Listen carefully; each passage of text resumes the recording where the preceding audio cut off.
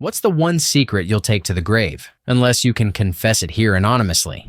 I had kind of a situationship with a married man that began when I was 19. It was mostly texting and occasional phone calls, but it happened every day for a couple of years. He was 32, married with 2 kids, and was, and still is, a pastor of a church. We met on a mission trip and then went our separate ways as we lived in different states. Later, he reached out over text to ask how I was doing and how college was going. I had zero reason to think it was anything other than earnest and platonic, but it became emotionally deep pretty quickly. I won't say I was groomed because I was legally an adult and could have stopped at any time. But he definitely took advantage of a huge power and status imbalance. I hadn't thought about him in years, until a few weeks ago. I still wonder if I should have told his wife. His kids must be about to go off to college, and maybe she would want to start a new life of her own. Or maybe it would just shatter her perception of her family after all this time. Ugh, I hate that I ever put myself in that position.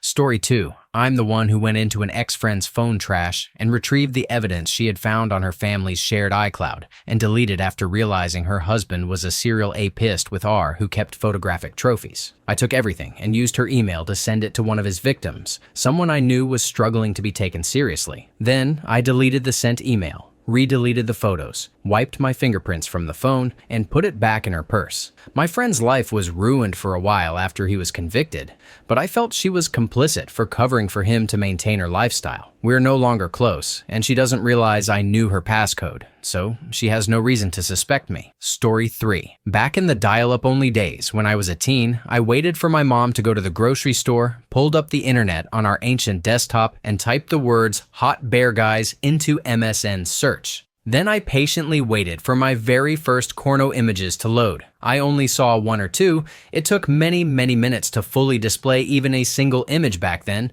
and what I did eventually see horrified me. After just a couple of images, I heard my mom arrive home. I quickly exited the browser, shut down the computer, and pretended to be doing something else. I did not know there was a search history or that my mom knew how to access it. She found the hot bear guy search and blamed my completely straight father. I still remember the fight and the confusion on his face. They already hated each other by this point and were thankfully divorced a few years later. But I have always wondered if this incident contributed even just a tiny bit. I will never tell my mom or my dad that it was me. Story 4. I found my dad's Derringer pistol while looking for Christmas presents in my parents' room. I don't know why, but I picked it up, held it to my temple, and was going to pull the trigger. Knowing it wasn't loaded, of course. I was just going to make a bang sound and play pretend I was done. No idea why. At the last moment, my caution got the better of me and I pulled it away from my head, angling it upward. I pulled the trigger and it frigging went off and went through the wall. I instantly felt sick to my stomach. I opened the windows to get the smell out, folded the plaster so the hole was barely noticeable, took another bullet, and replaced the one I had just fired. They never noticed the hole. Nobody ever said a word. I still occasionally think about how that would have looked if I hadn't angled the gun away from my head. My parents would have thought I offed myself in their room. I was a happy kid at the time. They would have thought they did something wrong, that I was sending some kind of message. Nope, just a dumb kid doing dumb kid stuff. Edit. I'm adding this for the people saying hateful things about my parents, calling them idiots and worse. This was the 90s. I was raised with guns. I had my own guns in my closet, never loaded. We hunted and fished for a lot of our food. The guns weren't for sport. The Derringer was way back on a high shelf inside a shoebox tucked into the very back corner. It wasn't left out where anyone could just stumble across it, unless it was a week before Christmas and a kid had stacked a bunch of boxes so he could blindly reach around the shelf. My parents were good people. We just couldn't afford a safe. I went to 4 different elementary schools because we couldn't afford rent. My dad was the eldest of 11 kids and had to leave school after 8th grade to work and help feed his family. He worked 3 jobs. We lived in a holler. I was chopping wood at 8 years old so we wouldn't freeze. By the time I was in high school, he had finally worked his way up to a foreman position at a steel factory, and things stabilized. He got his GED. He did eventually buy a safe,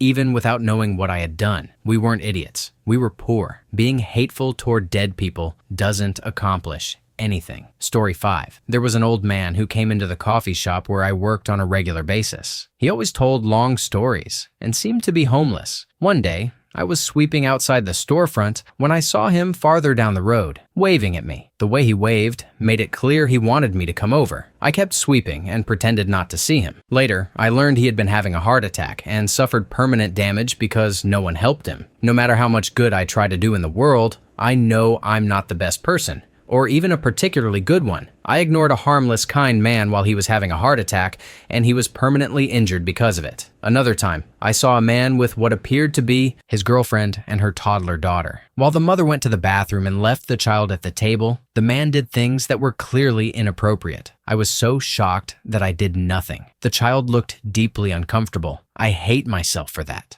I promised myself that if I ever saw them again, I would act. I've also never been able to tell anyone about either of these. Story 6. I'm the one who called the police when my neighbor's ex tried to run her over outside our apartment.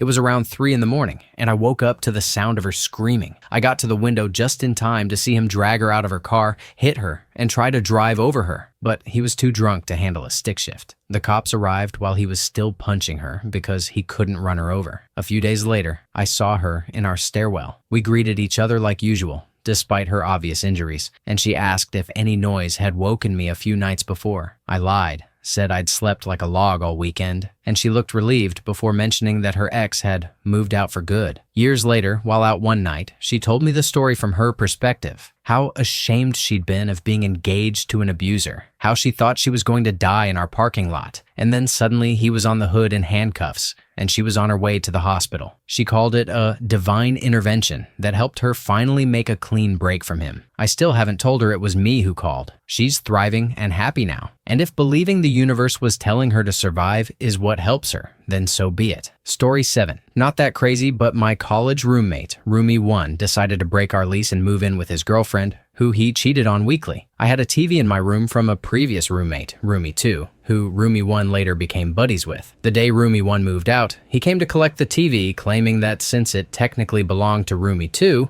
more of a lapdog really, he was taking it. I probably should have pushed back more because it was BS, but I was already overwhelmed trying to find a new place to live since I couldn't afford the apartment on my own. After Roomie 1 left, I went to the apartment complex office and told them we needed to break the lease. They were actually really cool about it and even gave us, well, me, our entire deposit back. When Roomie 1 asked about the deposit, I told him we lost it because we broke the lease early and he just accepted it. So he got to keep that old TV and I walked away with $600, which was huge for a broke college student. I've debated telling him years later, not out of guilt, but purely to gloat and rub it in his face for being such a jerk about the TV. But he's absolutely the kind of person who would make a big stink and demand the money back, probably with interest. Even now, though, I still really want to gloat. Frigging jerk. Story 8. Not so much that I'm taking it to the grave, but that nobody believes me when I tell them. When I was 5, I had just started kindergarten, and on our first day, we got to have lunch in the lunchroom.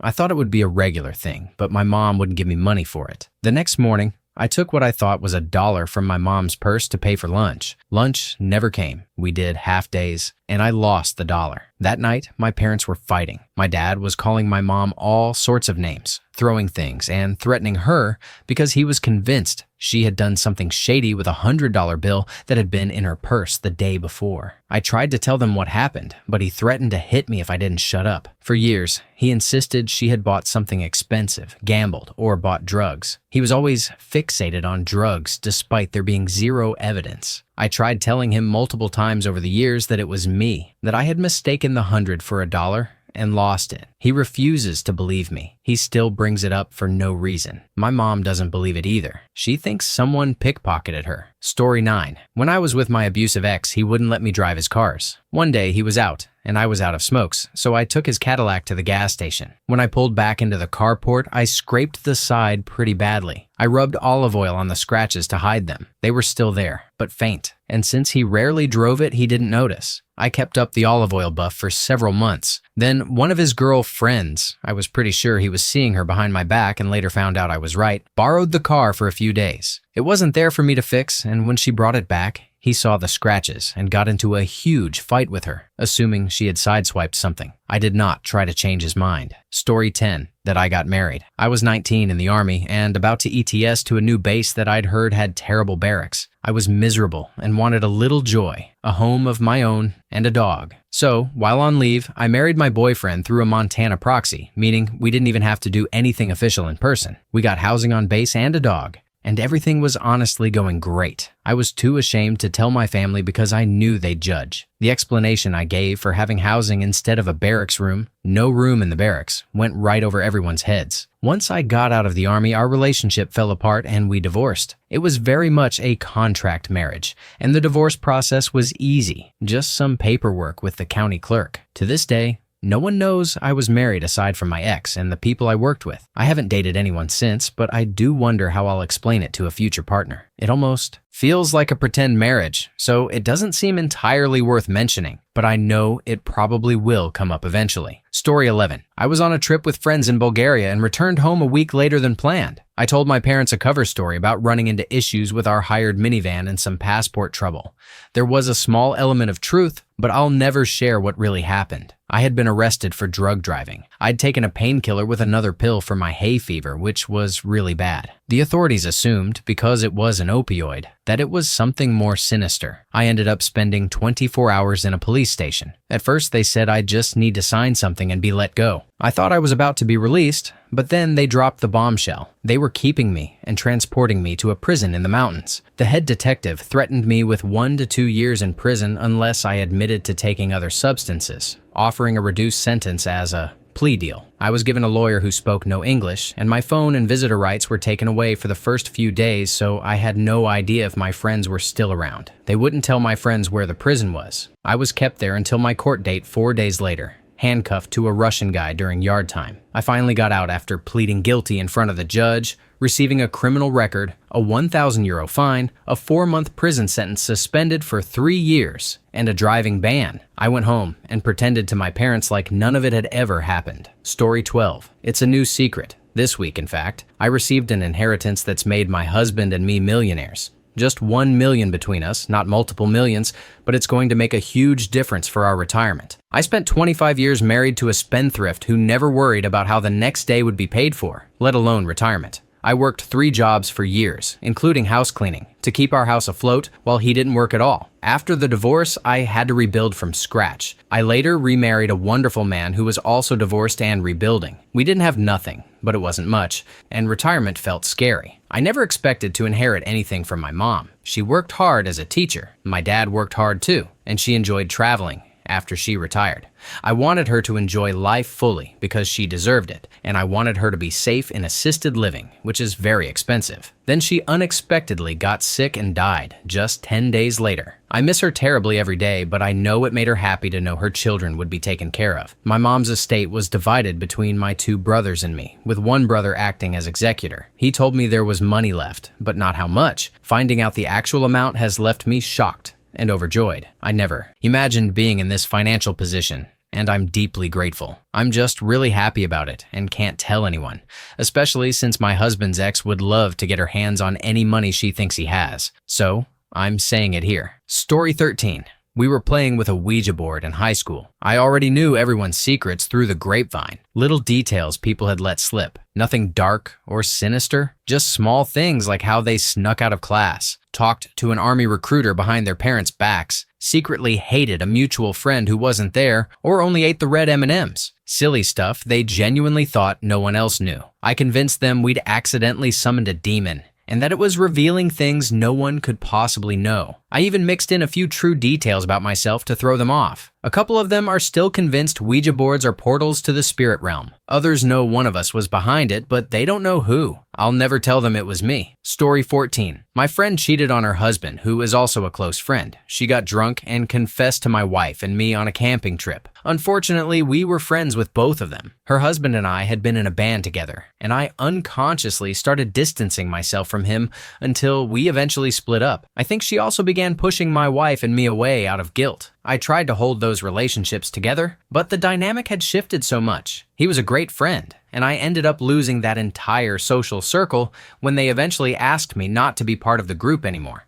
She was closer friends with my wife, and I didn't want to get involved, so I said nothing. But I do wish I had told him. I had promised her I wouldn't, and now it felt like no matter what I did, I'd be betraying someone. I didn't want to get involved in another couple's marriage issues, and it seemed like there were no good options, so I just stayed quiet and backed away. Vent over. There's my secret. It still pisses me off, and I hate that it ended up this way. Story 15. One night, my ex-husband, one of his good friends, his wife, and I all went out. After dinner, we went to a club, and the wife suddenly went pale and quiet. We asked what was wrong, but they brushed it off. Later, the friend took us aside and quietly told us that the guy who had essayed his wife as a teenager was there, pointed him out, and gave his name. My ex-husband isn't perfect, but he's honorable to a fault and ferociously protective. He also had extensive martial arts training and is extremely type A about planning. A few weeks after that night, the guy was found dead near another local bar, beaten to death, and robbed. The police didn't investigate much. The man was known to deal drugs and the area was dangerous. This was before everyone carried a cell phone and there were no cameras nearby. Coincidentally, it was the same night as their regular poker night, the one and only time my ex-husband got so drunk he had to stay over at his friend's house. He insisted I didn't need to come get him, saying they were just having a great time. He came home the next morning in some old clothes of his friends, and a week or so later, we heard about the body being found. Story 16. About 2 decades ago, I worked for an oil field company that was being bought out. Everyone had to line up to receive their NDA and severance packages. They put me last and told me I'd be the only person staying on. They wanted me to take care of a massive office building, warehouse, shop fleet yard, and fabrication facility, plus 100 shipping containers full of equipment. It was absolutely not what I was hired for, but I said sure. 3 months later, the central office was 1,000 miles away and it seemed I had been forgotten. By that point, I was hitting golf balls off the top of one of the buildings in the middle of the day. The place was big enough for 1,000 people, and it was just me. Then I got a phone call. Nobody knows what's out there. We have 0 records or asset lists. Can you take a couple of hours and put something together? This place had 39 track hose, 700 fleet vehicles, tool trucks, bulldozers, graders, tractor trailers, you name it. Warehouses full of tools still in boxes. I asked the big boss, "What do you think is out here?" He said, "As far as I know, just an empty office building. It doesn't matter. It's all going to auction. We don't need any of it." I ended up babysitting the place for over a year. During that time, I took 2 ladders and a table saw. That was it. Everything else I logged. A couple of years later, I found out some of the top managers had helped themselves. Trucks, bobcats, and one guy even loaded a brand new track hoe onto a semi with a trailer and drove off the day after the layoffs. He still has it. They knew the company had no idea what was there. That haul had to be worth over $1 million. It's wild. I still think about what I could have done if I'd had the guts, but I was terrified of getting caught. Story 17. Many years ago, in my early 20s, I was working part-time for my stepfather's company. We went on a business trip to meet some clients. After a night of drinking with the clients, he was drinking, I was not. We went back to our hotel suite, which had 2 separate bedrooms. While talking in the main living area, he told me he was extremely attracted to me and propositioned me. I told him there was no way that was going to happen. We flew home and acted as if it never happened. I couldn't bear to ever break my mom's heart like that. They are still married and are about to celebrate their 40th anniversary. Story 18. When I was young, we went on a field trip to the zoo. We went on the usual tour and saw the usual animals, giraffes, rhinos, monkeys. But the highlight was the lions, which they saved for last. At the lion enclosure, they put on a big show and even got the male lion to roar. It was the high point of the trip. After the show, we were allowed to wander the zoo and revisit any animals we wanted. A group of kids, including the school bully, wanted to see the lions again. They invited me, but I declined because I wanted to feed the giraffes again. The bully teased me, calling me a wimp for being afraid of the lions. I insisted I wasn't scared, but he wouldn't let up, so I ended up going with the group to see the lions again. When we got there, the lions were snoozing. The bully started looking for rocks and sticks to throw at them. He found a few small stones and began tossing them in. I told him to knock it off, but he threw a rock at me and called me a chicken. Just then, I spotted a good-sized rock right inside the outer barrier of the lion enclosure. I tried to grab it but couldn't reach. The bully saw me and pushed me aside so he could get it. When he leaned over the barrier, I grabbed his legs and threw him in. He screamed as he went over and I heard a thud. The lions quickly came over to examine the intruder. He landed in the enclosure, but there was a moat between him and the lions. He screamed bloody murder as the lions approached. Just then, a zookeeper ran in with a large stick to scare the lions away and rescue him. He suffered minor injuries but didn't accuse me of anything. I believe he suspected me, as did many others at school. I am now a grown man, and was never bullied again. Story 19. I picked up my coworker's sandwich order along with my own. She took her lunch break after me and noticed it was the wrong sandwich. I said, "How weird. They must have given us 2 of my order by mistake." Oh no. Except in that same moment, I realized I had somehow eaten her sandwich without noticing. "Katie, I ate your sandwich and then lied to you because I was embarrassed. I am so sorry." Story 20. Whenever I'm at my husband's parents' house and they're anywhere else, I clean. They're very tidy people, but they cannot wash dishes properly and often get themselves and others sick from expired or poorly stored food. I throw things out. About 90% of their massive walk-in pantry is expired. I'm not talking about canned goods, UHT milk, sauce bottles, taco shells that have been opened and poorly rewrapped, and sometimes visibly moldy. I know they suspected me over 10 years ago, so now I only do it when the rest of the family is around. Once, I threw out their 5-year expired, weird-tasting peanut butter, got caught, and my husband took the fall, happily telling his mom, "Just smell it. It smells off." I also throw out their disgusting sponges and chook and rewash their oily dishes. My husband knows and covers for me. I love him. Story 21. I left my horrifically abusive ex and ended up leaving my dog behind. I missed her so much that I hatched a plan to get her back. The day before I got her, I checked her microchip and realized it wasn't registered to anyone. I quickly registered it in my name only. A couple of days later, I got a phone call from the police saying she had been reported stolen. I adopted her when she was 9 weeks old and had done everything for her. She was completely my dog. I explained to the officer that she was mine and always had been. Naturally, she requested evidence, including the microchip registration. I lied and told the officer that the chip had always been in my name. That was enough for her to determine that my dog was actually mine. I do not regret it at all. When I got my dog back, she was overweight. Her nails hadn't been clipped for ages and she had clearly been neglected. I took her straight to a groomer for a bath and a nail trim and made sure she would never experience that again. It may have been a slightly questionable thing to do, but I got my best girl back, and now she's thriving. Story 22. My biological mother passed away 2 months after I was born. My father allowed my stepmother to abuse me, and he joined in on the abuse himself. I was removed from the home at 5 and raised by my maternal uncle and his wife. For the most part, they were excellent parents. This year, I visited my uncle's grave for the first time in 20 years. I live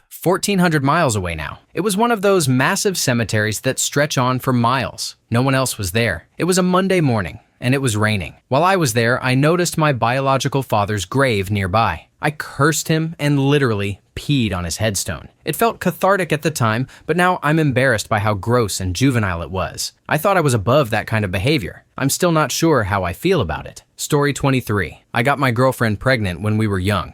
Well, I was 20, she was 19. I was terrified, but I supported her, and we decided to keep the baby and do whatever we needed to. That night, when I went home, she asked me to promise not to tell a soul until we talked more. I agreed. This went on for a while. I was getting more anxious, and finally we told her mom. She sat quietly, then asked me to leave so she could talk to her daughter, repeating the same request. Don't tell anyone until we spoke again. Days went by with no call or word from my girlfriend. I drove to her house. No one was home. Very long story short, her mom forced her to have an abortion. I was young and immature and didn't know if I had any rights, so I accepted it to avoid adding more stress to my girlfriend. She was amazing. We were young, and we broke up a year later but stayed on friendly terms. I never told anyone. Not friends, not family, no one knows. I have a son now. But I think about what could have been almost every day. On Mother's Day or Father's Day, I'm happy, but a part of me feels like it's missing. Story 24. When I was 8, my family was camping. Everyone else was down at the beach beside our site, and I was alone in the tent trailer reading comics in my swimsuit when my stomach suddenly dropped. I knew instantly I had about 3 seconds before disaster. I sprinted to the washroom without telling anyone and started pooping before I even made it inside. By the time I yanked my swimsuit down, liquid lava went everywhere. The toilet, the floor, my legs. It was a full meltdown. Thankfully, the showers were in the same building. No one was around, so I jumped in and tried to wash myself in my swimsuit using the sad little hand soap dispenser. I left the stall looking like a crime scene. Then walked back to camp mostly dry thanks to the heat. I laid on a beach chair afterward, like I'd survived a natural disaster. A few hours later after supper, my mom took us back to the washroom to get ready for bed, and the mess was still there. My siblings were laughing and roasting whoever had blown up the bathroom, and my mom scolded them, saying it was probably a handicapped person and that they should be ashamed. I've never told a soul. I will never tell my family. Thank you, Reddit, for letting me finally confess. Story 25. A nurse Mercy killed my grandfather right in front of me. He had Parkinson's disease and had deteriorated badly to the point where he needed a wheelchair. One evening, he went to change into his pajamas but was stubborn and insisted on doing it himself. He fell and hit his head, causing a massive brain bleed. We rushed him to the emergency room and were told they could operate and keep him alive. But he would likely never leave the hospital and would remain in a persistent vegetative state. We made the decision to pull the plug, but he didn't die right away. Even without life support, he lived through the night. He breathed shallowly and with great effort for over 18 hours. He wasn't conscious and was given every painkiller they could administer, but nothing worked. He was still clearly in agony, even unconscious, making horrible groaning sounds with every breath. The following morning, the shift changed, and a new nurse came in. He asked if there was anything else he could do. My grandma gave him a look, horrible and full of meaning, and he nodded and left. He returned with 2 syringes, injected my grandfather, and ended his suffering. He said simply, "This man has suffered enough." He told us not to tell the other hospital staff what he had done. I don't think he did the wrong thing. I'm grateful he did it. He was right. Grandpa had suffered enough. I will never reveal his secret in person, but the vague details I've shared here are unlikely to be enough to get him convicted online. Story 26. A few years ago, my wife and I were really struggling in our marriage. We took a trip to Ireland, and amid all the tension, we had one small moment that reminded us we still loved each other. During that trip, I bought her a D bracelet, sterling silver with rose gold Celtic knots and clovers. It was about $200. Not cheap, but not crazy expensive. She wore it all the time, and I think she loved it because it symbolized that little bright spot during a rough time. After we got back, we went to marriage counseling, worked on ourselves, and a few years later, we're better than we've ever been. But last year, she lost the bracelet, probably at the mall. The clasp was a little loose, and she was devastated. She tore the house apart, checked her jacket pockets 100 times. Nothing. Earlier this year, I was clearing out emails and saw an ad from the shop in Ireland where we bought it. I checked, and they still had the same bracelet. I bought it, tucked it into the pocket of her winter coat, and let it sit there for 6 months. A few weeks ago, when the weather got cooler, she put on the jacket, stuck her hands in the pockets, and found the bracelet. The look on her face, the absolute joy, was worth every penny. Sure, I could tell her the truth and she'd probably think it was sweet, but she was so upset about losing it, and seeing her light up like that felt amazing. I think I'm going to keep this one as my little secret. Story 27. It's not necessarily a secret to take to the grave for me, but my mom's ex-husband essayed my little brother. He was his stepchild, and it's really hard for me to not place blame on my mom. Partially because my mom was always so careless about bringing whoever around us kids. My mom was always so desperate for male validation and attention that we were constantly put in danger or neglected. When my brother finally told us what happened after their divorce and his new girlfriend's child made accusations against him, we reported it to the police, and an investigation began. My ex-stepfather pled guilty to the charges in March 2025. As a result of the investigation, my mom revealed that she had found inappropriate kiddie materials on his phone about 3 years into their relationship. They had been together for almost 10 years. Weren't married or engaged at the time, and she stayed. She said she confronted him, and his excuse was that the human body is beautiful. It wasn't sexual for him, followed by claiming he had no idea how it got there.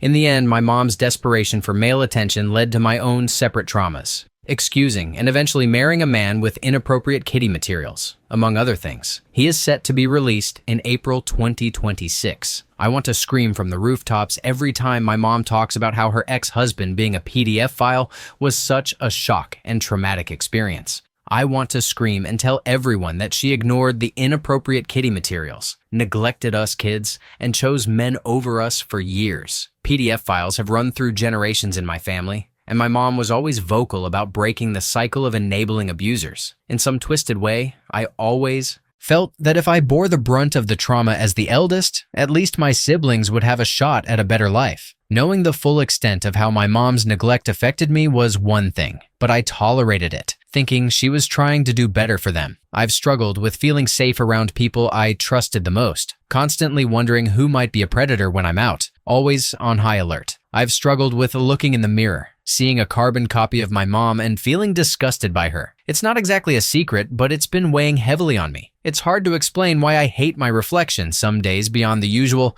I don't like my chin kind of thing. Story 28. My dad died this past January. While going through his upper dresser drawers, I found a few condoms tucked under some built-in shelves. He was in his late 70s, a respected retired doctor, and likely had a vasectomy. My mom, only a couple years younger, was in poor health and had early dementia. Dad would sometimes take a long time running errands like getting a burger or driving to neighboring towns. We assumed his memory issues caused the delays. But now, I'm not so sure. Was he seeing someone? What were the condoms for? I threw them out before my siblings could find them and haven't told my husband. I'm just not sure what to make of it. Story 29. They aren't really secrets so much as incredibly plausible theories I have about two family members. When I say plausible, I mean I've had 36 years to observe these behaviors. I've shared them only with my husband, and he fully believes they're true. I would never share them with anyone else. 1. My dad is gay, and his long-term girlfriend is a lesbian, and they're in a Lavender relationship. They're both fairly accepting people, but they come from conservative, heavily Catholic backgrounds. They've been together for over 25 years, and have always slept in separate bedrooms. I can count on one hand the number of times I've seen them kiss or even hold hands. When my dad was with my mom, it was the same. His relationship with her was completely platonic. Before I was born, they were friends who went out after work, did drugs, drank too much, and had a one-night stand that resulted in me. They also slept in separate rooms and only got married for better insurance and to spite my mom's ex during a custody dispute over my half-brother. Which brings me to my next theory. 2. My half-brother makes the majority of his wealth from working in the corn industry. He's a hustler, to say the least, and has done a lot of shady things to make money. He's my brother, but I wouldn't trust him with my fingerprints. There are 4 very specific projects he's been involved in over the years that I can't name because it would publicly out him, but let's just say they all openly sexualize women for entertainment. He got into trouble as a kid for calling adult phone lines and downloading porn on random computers. He travels a lot for work and presents himself to his family, literally his half-siblings, as a very different man. He's charismatic and charming, and despite being a pervy little jerk as a kid, I'm sure most of his family would be shocked to know that the majority of his income comes from the corn industry. I don't know if he acts, directs, or produces,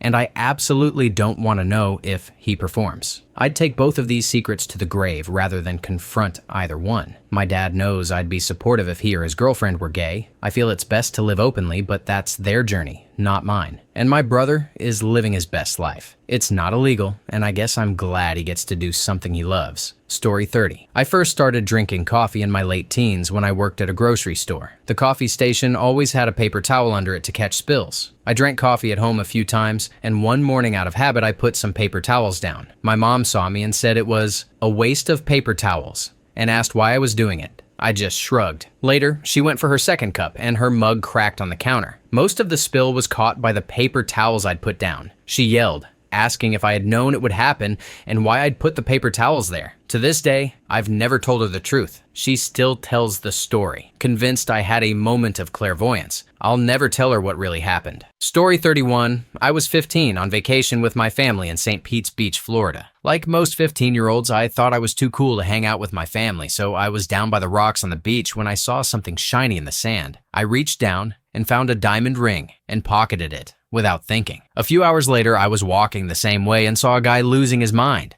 crying, pacing, clearly upset. He kept saying over and over how stupid he'd been for not realizing it was in his pocket. I put 2 and 2 together and figured he must have gone swimming with the ring and it fell out. I still had it, so I tossed it down and kicked a little sand over it, then bent down to find it. He lost it, shaking with happiness, practically about to pee himself, and kept saying thank you over and over. He was at least 10 years older than me and pretty muscular, so I was a little intimidated at first. I always hope he's happily married. Story 32. My wife surprised me with a trip to Vegas for my 30th birthday. She was working as a nurse during COVID and came home after a long shift and accidentally let it slip. But she didn't even realize what she'd said and just kept talking.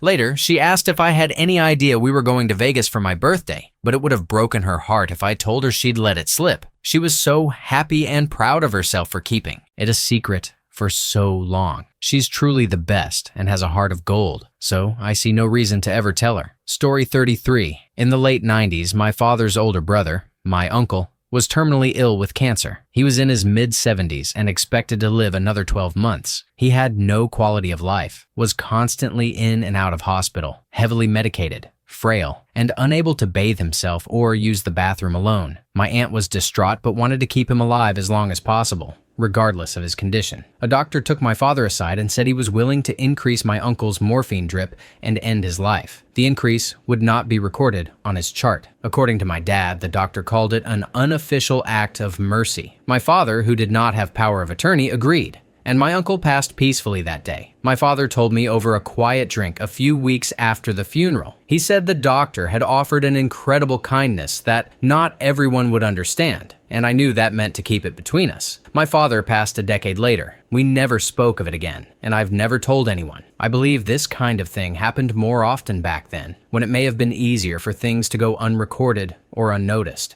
I fully believe my father acted out of love for his brother, and I'm very proud of the courage it must have taken for him to do that. Story 34. When my son was first born, I called my public health office to put him up for adoption. He was 5 days old. He was a very planned and very wanted baby, and I fully intended to take care of him.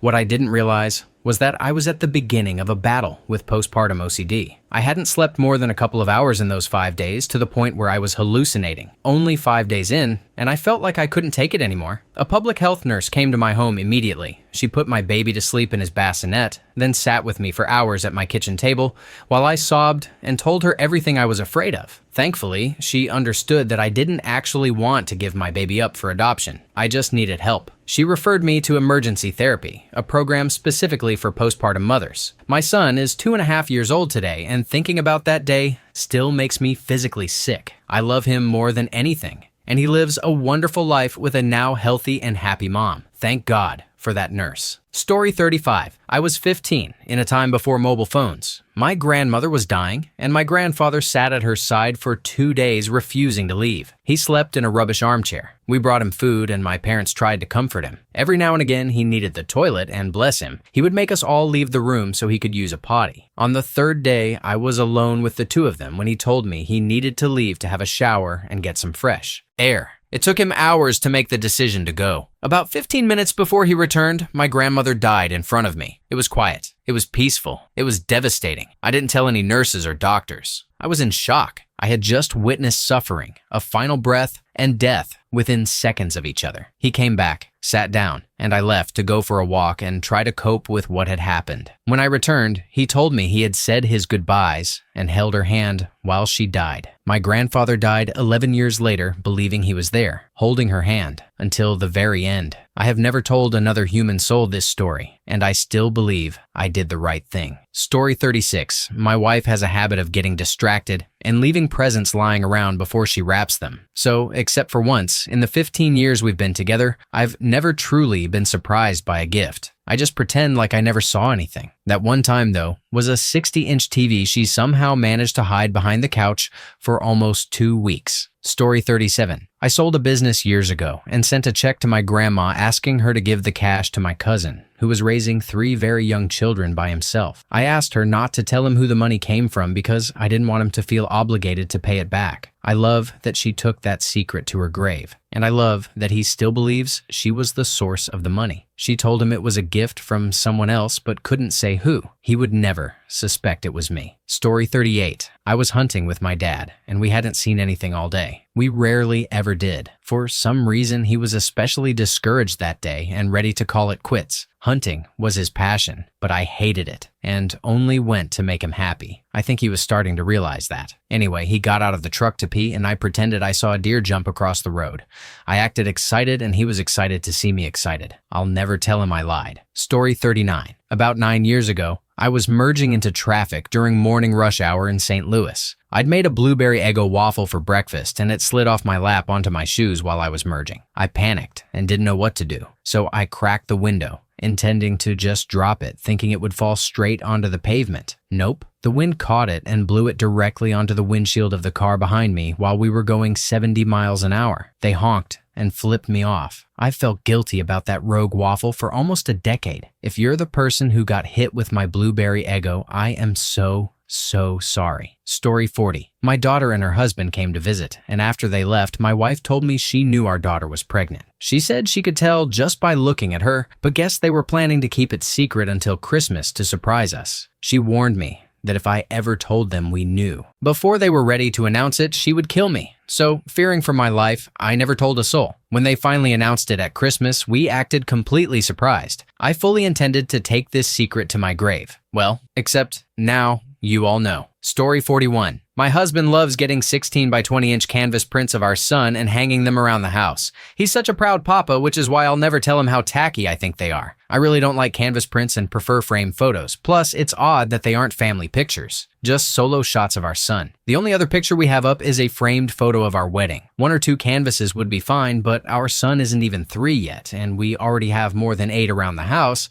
But I'm not going to dampen my husband's spirit. He's so adorable with how happy he is over every new gigantic, garish tribute to our son. Multiple times a week, he looks around at all those pictures and sighs in pure joy. I also dislike the blanket he got me for Mother's Day with a photo collage of our son on it. I love our son more than my life and would sell my soul to the devil if it guaranteed him a happy, healthy future. I just would have rather received the knife sharpening kit I'd been talking about for months and even sent him the Amazon link for. I do feel guilty about it. All of my married friends talk about how much they wish their husbands would do even half of what mine does. It's just not my thing. Story 42. We kids in the 1980s and early 90s always rode our bikes around the neighborhood together. But when the streetlights came on, we had to split up and head home. There was this loner kid named Chris. Looking back now, he was basically the neighborhood Pennywise. He was vicious, and his parents let him run wild like a rabid Cujo. We were all around 12 to 14 years old. Chris was 15. He would wait until one of us was riding alone, then jump out of the woods, knock us off our bike, and beat us with sticks, his feet, or whatever he could grab. Sometimes he would drag us into the woods and just be awful. We fought back when we could, but not every kid knew how to fight, and getting knocked onto the pavement first could leave you stunned for a second. That surprise always gave him the advantage. His little brother Mikey, about 10 years old, rode a blue bike better than any of ours. He would show up and spit on us while we were lying there bleeding. One night, the neighborhood kids showed up at my front door and said we had to go to the woods. I told my mom that one of the kids had Castlevania or something, and we couldn't wait until tomorrow to play it. Off we went. My parents didn't care anyway. I was never welcome in the house when Dallas or Doctor Who were on. When we got deep into the woods, lo and behold, there was Mikey's shiny blue bike. Like Hyman Roth, I didn't ask who put it there or how it got there. It was like finding Billy Bats in the trunk. It was game time. We grabbed whatever sticks, rocks, and boulders we could find and went absolutely nuts on that bike. We unleashed all our pent-up hate until it was in pieces. Once we started, we just couldn't stop. A few of us probably accidentally hit each other in the process, but it didn't matter. Some kids took keepsakes, but we ultimately tossed the bent and dented frame into a nearby pond. Mikey's bike was gone for good, and he never had the means to ride up and spit on us again. We never spoke of it, but we always smiled when someone at school mentioned playing Castlevania. Screw you, Chris, and screw you, Mikey. Story 43. When I was in 6th grade, we had a class project researching how American Indians lived hundreds of years ago. On the last day of school, we had a potluck in our classroom. We were all supposed to bring something that was part of the Indian diet. Most of my classmates brought venison or various types of jerky. My family was considerably poorer than any of my classmates, so my mom sent me to school with about 30 baked potatoes. No one ate any. In fact, a few kids made fun of me for bringing them. When class was over, the teacher gave the potatoes back and told me to thank my mom. On the walk home, I suddenly felt sorry for her and hated the idea of telling her that nobody wanted them. So, before I got home, I threw them away in a field and told my mom that her potatoes had been a hit and were all eaten. She seemed so happy to hear it that I never had the heart to tell her the truth. She passed away several years ago, still believing her potatoes were a smash hit in my 6th grade class many moons ago. Story 44. I full-on shit my pants in kindergarten. A huge log just chilling in my tighty-whities. I basically shifted it back and forth between each cheek the rest of the day. Through lunch, the second half of school, and the entire bus ride home. Either I was incredibly lucky that it didn't stink, or no one bothered to say anything. I don't know which is worse. When I got home, I dumped it in the toilet, cleaned myself up, then put the underwear in a Walmart bag and tossed it in the dumpster in the alley behind our house. My mom had just started working again, so my older brother was babysitting, aka ignoring me and my twin. I don't think I would have gotten away with it if she had been home. home. I don't know why I didn't just tell my teacher, but that literal shit is going with me to the friggin' grave. I'm not telling anybody. Story 45. When I was 13, I let a friend take the fall for a prank call because I didn't want my dad to lose his shit. I feel bad for not confessing, but she didn't get in any real trouble. No parents got involved, and the person we pranked was already mad at her. I carried that guilt for years, feeling like I'd put her further in the doghouse until my 20s when she called me out of the blue to catch up, which was really a way to lure me into an MLM. If that was revenge, well played. Story 46. When I first became a public school teacher, I came from a PhD program. My principal and superintendent assumed that meant I would have influence over the other staff. They brought me into a secret meeting with 2 lead teachers and told us we had to vote Republican. It was supposedly crucial to save public education. We were instructed to influence other teachers and convince them to vote Republican. I refused to play along. The principal tried to find a reason to fire me, but my record was spotless. They ended up transferring me to a different campus in the same district, where I went on to win the Teacher of the Year award. My former principal had to stand in the front row and personally congratulate me. This all happened in the Texas education system. Story 47. When I was 17, I was on a camping trip with my dad in Canada, about 70 miles from the nearest city, on an island in the middle of a river. I asked if I could take the canoe out to fish around sunset. He told me no, too dark. The current was too strong. Bad idea. I went anyway. He was right about everything. The outboard wouldn't start when it was time to head back, and I wasn't strong enough to paddle upriver. I beached the boat somewhere visible and waited. It got really dark. That's when I realized he wasn't coming to bail me out. I flipped the boat over and slept under it that night. At dawn, I heard a boat on the water. He showed up with the other guys we were camping with to get my dumb ass. He said, "I hope you learned your lesson. Now, neither of us says a word to Mom or she'll kill us both. Got it? You're damn right." Story 48. When I was younger, there was one dish my mom made a very particular way. All my siblings hated it, so as they grew up, they'd volunteer to make it themselves. But my mom would always make a small portion just for us, and she was so happy that I was the only one who liked it. As I grew up,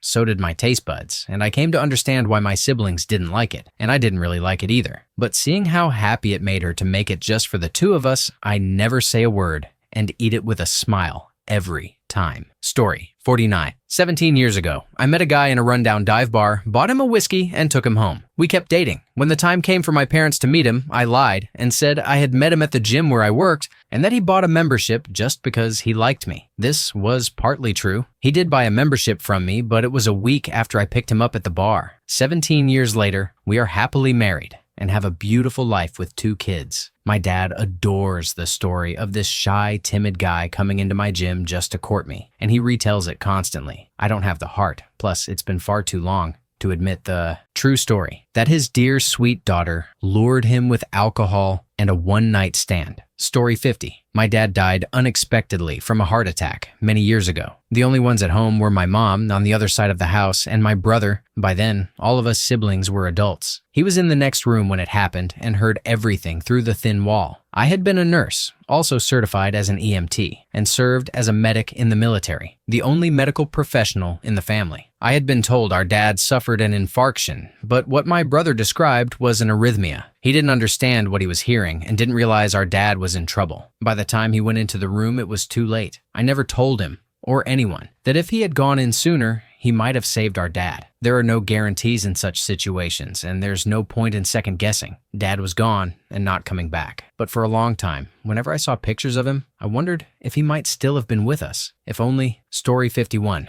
I resented my parents for years after they let my cat out and she disappeared, most likely hit by a car on the nearby busy road. I had always worried whenever she got outside, though she usually only went out to sunbathe on the neighbor's roof. She was an anxious little thing who froze when scared. The one time she went further than usual, she never came back. She was my cat more than theirs. I was the one who picked her from the shelter, spent hours teaching her to trust us, and was the only one whose lap she trusted enough to sleep on. When she disappeared, a piece of me went with her. I was heartbroken, destroyed, and furious. I love my parents, but this was the one thing I hated them for. Years later, I would stay up at night, something reminding me of her, and wallow in bitter tears, thinking that if my parents had listened, she'd still be here, curled up against my chest. I never told them this. My parents made mistakes and learned from them, and my words would have done nothing but hurt them. It certainly wouldn't have brought her back. Anyway, I'm using past tense because my cat reappeared last year and is now back with me in my own apartment instead of my parents' house. She's pretty much the same cat, still trying to crawl under my skin. She's healthy, not a scratch on her, and has absolutely no intention of going back outside. Seriously, she can barely stand being in my bedroom if I even slightly open the window, and I'm not risking it. I never fully realized how much her disappearance hurt me until that knot of pain was finally unbound. I no longer resent my parents for it, so there's even less reason to bring it up, especially since they're careful to keep their cats inside now. This probably turned into a bit of incoherent rambling. I hope I didn't completely murder English grammar. It's not my first language. I'm a bit of a mess over here, and I'm still very emotional about it, though in a different way. My baby girl is glaring at me, so it's time for the two of us to curl up and sleep. Have a good whatever, people, and remember,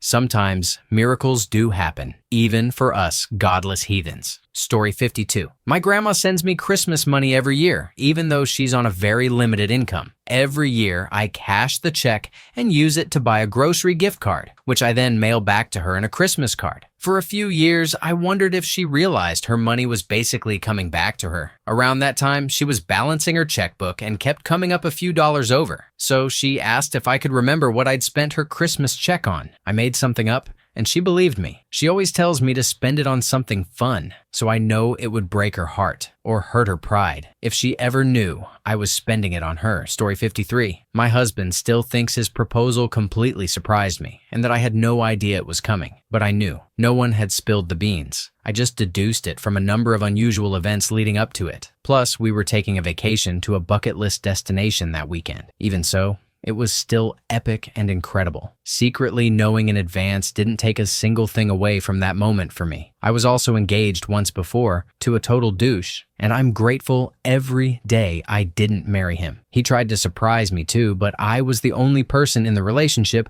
who actually managed the household, including opening and checking our mail to make sure bills were paid and appointments scheduled. One day, a letter arrived for him from a jeweler. I assumed it was junk mail and opened it. For the record, I always opened his mail because he couldn't be bothered. Inside was an appraisal for what was obviously an engagement ring, complete with detailed pictures. I took it back to the jeweler and had them resend it so he wouldn't be deflated by the ruined surprise. And I never told him about it. Story 54. I'll never tell my mom or my brothers this. I used to sneak money into my mom's cash stash. I had a few side hustles as a teenager, but some of that money came from looting kids who tried to jump me, thinking I was my brother. Most of the cash came from robbing the dealers who sold to that same brother. I was the most responsible one and had a bicycle, so I ran most of the cash-based errands for the house. Laundromat trips, grocery shopping, money orders for rent, things like that. I'd say things were cheaper than they actually were, or say nothing at all, and slip extra bills into my mom's money envelope with the rest of the change. Over the span of about 2 years, I must have put in $2,000 or $3,000. We were always poor, so my mom never really questioned the extra money. She'd recount it,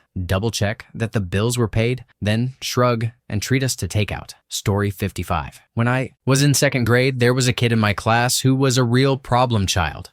He'd walk out without permission, do random things that made the teachers furious, and he was also a bully. One day after school, I was walking out to find my little sister, who was in kindergarten, so we could go home. When I turned the corner, I saw him looming over her, scaring her, and about to hit her. She was crying. I got so angry that I ran up behind him and kicked him as hard as I could in the nuts with the tip of my shoe. The next morning, his mom came into the school. She was terrifying, a big goth woman. She was talking to the teacher about how someone had kicked her son in the privates. The teacher pulled me into the conversation and asked if I had done it. I lied straight to their faces and said, no, it wasn't me. They both believed me because he was always lying and always in trouble. His mom looked at him and said, see, I knew you were lying again. Part of me feels bad because the look on his face was pure betrayal, but the other part of me doesn't. He shouldn't have been messing with my little sister. Story 56. I drive to Michigan every few months to visit dispensaries, and I always put my purchases in the trunk before heading home. A few months ago, I did the same thing, including putting my keys in the trunk and shut it without thinking. 2 hours from home, I realized I was locked out of my car. I called my husband, who called AA for help. I waited an hour, so relieved, when the guy finally pulled up. He took out his kit, went to the driver's side door, and immediately opened it. Apparently, the power locks on that door had stopped working, so it had been unlocked the whole time. I was so embarrassed, apologized a million times for the unnecessary trip,